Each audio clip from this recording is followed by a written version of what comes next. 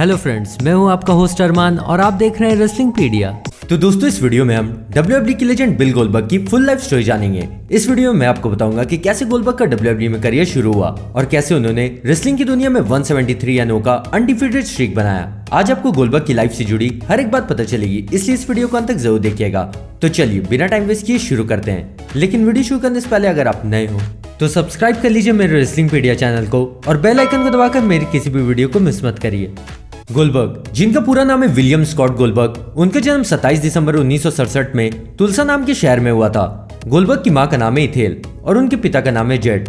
Goldberg Jewish धर्म में मानते हैं और उन्होंने ग्रेजुएशन तुलसा एडिसन हाई स्कूल से की है। गोल्डबर्ग जब वो छोटे थे तभी उनके माता पिता अलग हो गए और सिर्फ 16 साल की उम्र में गोल्डबर्ग को रग्बी खेलने का शौक हो गया और इसी उम्र में उन्होंने बाउंसर बनकर भी काम करना शुरू कर दिया। गोल्डबर्ग के भाई, जिनका नाम माइकल है, वो एक म्यूजिक क्लब चलाते हैं। गोल्डबर्ग रग्बी इतना अच्छा खेलते थे कि उन्हें स्कॉलरशिप मिली इसी स्पोर्ट की वजह से, और जिस कॉलेज में वो आगे की पढ़ाई कर रहे थे उसकी रग्बी टीम में भी गोल्डबर्ग खेलने लगे। गोल्डबर्ग ने इस खेल में अपना नाम बनाना शुरू कर दिया और जल्दी उन्हें नेशनल फुटबॉल लीग, जिसे NFL भी कहते हैं, उन्होंने अपनी टीम में सेलेक्ट कर लिया। गोल्डबर्ग ने 1990 से लेकर 1995 तक NFL में रग्बी खेला, लेकिन उनका NFL करियर एक इंजरी की वजह से खत्म हो गया। गोल्डबर्ग ने सोचा कि इंजरी से ठीक होने के बाद वो फिर से NFL में जा पाएंगे, पर उन्होंने NFL में ज्यादा कुछ अचीव नहीं किया था, इसलिए उन्होंने इतना बड़ा खतरा लेना जरूरी नहीं समझा और वो रग्बी से रिटायर हो गए। जब गोल्डबर्ग इंजरी से रिकवर कर रहे थे तब उन्होंने बॉडी बिल्डिंग और मिक्स मार्शल आर्ट्स की ट्रेनिंग लेनी शुरू कर दी और उन्हें लेक्स लूजर और स्टिंग ने जिम में देखा और गोल्डबर्ग को वो दोनों प्रोफेशनल रेसलिंग में अपना लक आजमाने के लिए कहने लगे। गोल्डबर्ग ने शुरुआत में मना कर दिया क्योंकि रेसलिंग उन्हें उतनी ज्यादा पसंद नहीं थी, लेकिन फिर बाद में वो मान गए और उन्होंने WCW यानी कि वर्ल्ड चैंपियनशिप रेसलिंग में ट्रेनिंग लेनी शुरू कर दी।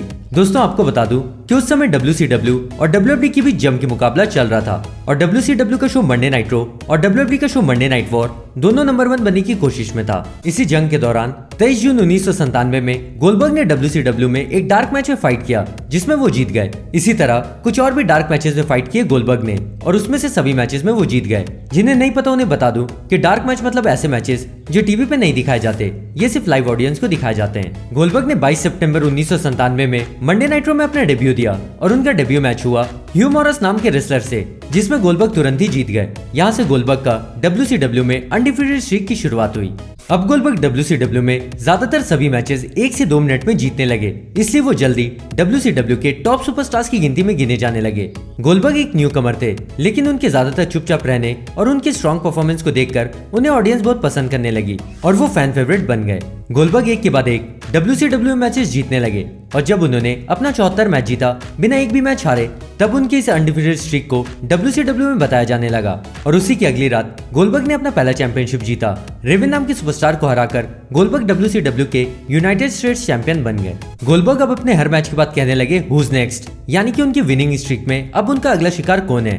गोल्डबर्ग जल्दी WCW के मेन इवेंट की तरफ बढ़ने लगे और यूनाइटेड स्टेट्स चैंपियन तो वो थे ही, इसके साथ उन्होंने हुल्क होगन को हराकर WCW वर्ल्ड हेवीवेट चैंपियनशिप भी जीत ली। लेकिन गोल्डबर्ग ने वर्ल्ड हेवीवेट चैंपियनशिप अपने पास रखी और यूनाइटेड स्टेट्स चैंपियनशिप उन्होंने रिलिंक्विश कर दी। गोल्डबर्ग ने WCW में डायमंड डैलिस पेज नाम के रेसलर से भी अपना टाइटल डिफेंड किया था और बाद में गोल्डबर्ग ने ये बताया कि उनके करियर में उनका ये फेवरेट मैच था। गोल्डबर्ग का अनडिफीटेड स्ट्रीक 173 या 9 तक पहुंच गया था, लेकिन स्कॉट हॉल ने गोल्डबर्ग और केविन नैश के मैच के बीच में धोखे से इलेक्ट्रिक शॉक दे दिया गोल्डबर्ग को, जिससे गोल्डबर्ग का अनडिफीटेड स्ट्रीक तोड़ दिया केविन नैश ने और साथ में केविन नैश ने WCW वर्ल्ड हेवीवेट चैंपियनशिप भी जीत ली। गोल्डबर्ग ने WCW में वर्ल्ड टैग टीम चैंपियनशिप भी जीती, जहां उनके टैग टीम पार्टनर थे bread the hitman heart. Goldberg WCW के टॉप पेड रेसलर थे। वहां उन्हें पहले $2.5 मिलियन हर साल मिल रहे थे, जो कि उनकी बढ़ती पॉपुलैरिटी के साथ बढ़ाकर $3.5 मिलियन कर दिए गए थे।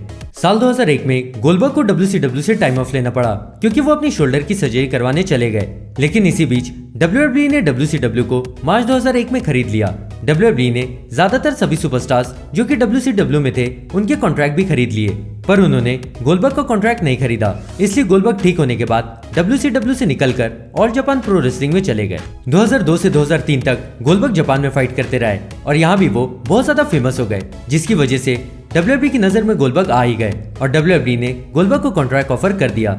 गोल्डबर्ग ने साल 2003 के मार्च महीने में WWE के साथ 1 साल का कॉन्ट्रैक्ट साइन किया। गोल्डबर्ग WWE में पहली बार नजर आए रेसलमेनिया 19 के बाद वाले रॉ यानी कि 31 मार्च 2003 को। उन्होंने रॉ में आकर द रॉक को स्पीयर दे दिया और इन दोनों का फ्यूड यहाँ से शुरू हो गया। गोल्डबर्ग की बेइज्जती करने के लिए रॉक गिलबर्ग नाम के मजाकिया कैरेक्टर को लेकर आए। गोल्डबर्ग का डब्ल्यूडब्ल्यूई में पहला मैच हुआ बैकलैश 2003 में द रॉक के साथ और 3 स्पीयर और एक जैक हैमर देकर गोल्डबर्ग अपने डेब्यू मैच में जीत गए।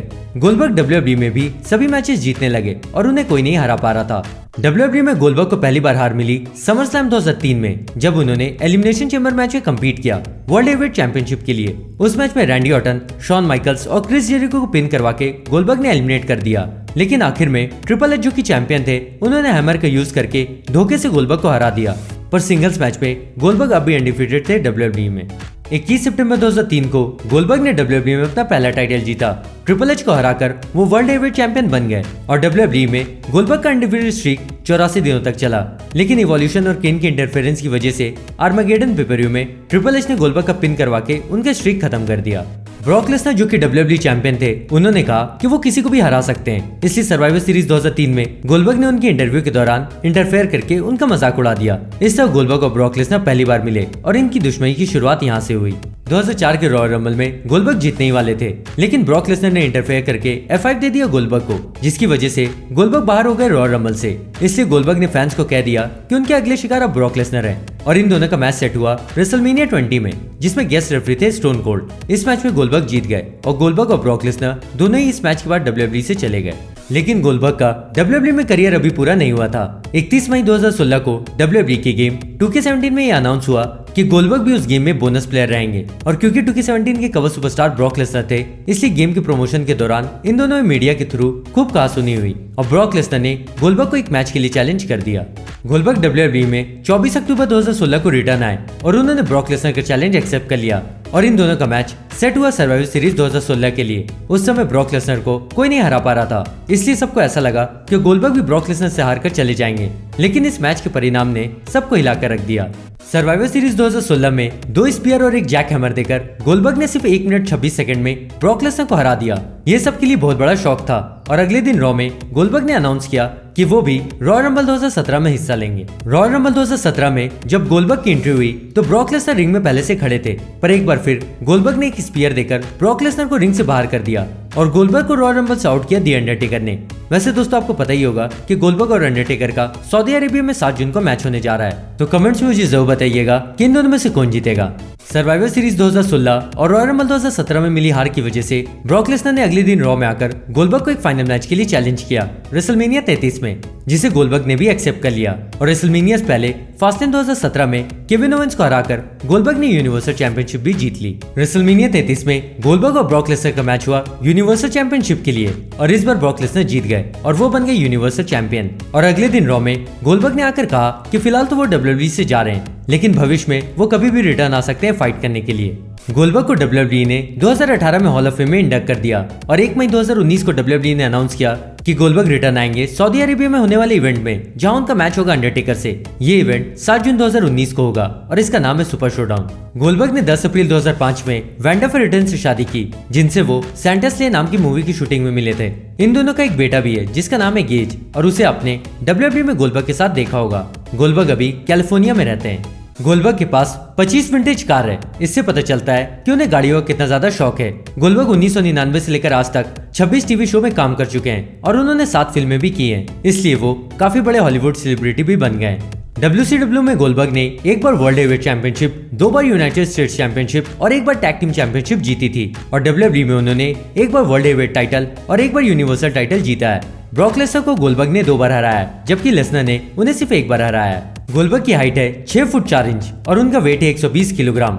गोल्डबर्ग की उम्र 2019 में हो जाएगी 53 साल। उनके चेस्ट का साइज है 50 इंच और उनकी बाइसेप का साइज है 20 इंच और गोल्डबर्ग की आंखों का कलर ब्लू है। गोल्डबर्ग के फिनिशर का नाम है जैक हैमर और उनके सिग्नेचर का नाम है स्पीयर। गोल्डबर्ग का नेटवर्थ है $14 मिलियन, जो कि इंडियन रुपीज में होते हैं 98 करोड़ 26 लाख 95,000 रुपए। उनका नेटवर्थ इतना ज्यादा इसलिए है क्योंकि उन्होंने रेसलिंग के साथ टीवी शो और कई सारी फिल्मों में भी काम किया है। गोल्डबर्ग का विनिंग स्ट्रीक जो कि 1997 से 1998 तक चला था, उसे प्रोफेशनल रेसलिंग में आज तक का सबसे बड़ा स्ट्रीक माना गया है। पर इस रिकॉर्ड को आस्का ने 2017 में तोड़ दिया, 914 दिनों तक अनडिफीटेड रहकर। लेकिन फिर भी गोल्डबर्ग ने चुकर दिखाया, शायद ही अब कोई WWE सुपरस्टार कर पाएगा।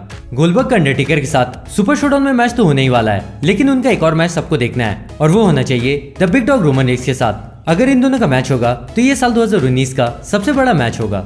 तो दोस्तों ये थी बिल गोल्डबर्ग की अब तक की लाइफ स्टोरी। अगर आपको ये वीडियो पसंद आई तो इसे लाइक करें और इसे अपने दोस्तों के साथ भी शेयर करें और कमेंट करके मुझे ये बताइए कि अगली लाइफ स्टोरी आप किस WWE सुपरस्टार की सुनना पसंद करोगे। और मैं आपसे जल्दी मिलता हूँ, तब तक के लिए गुड बाय।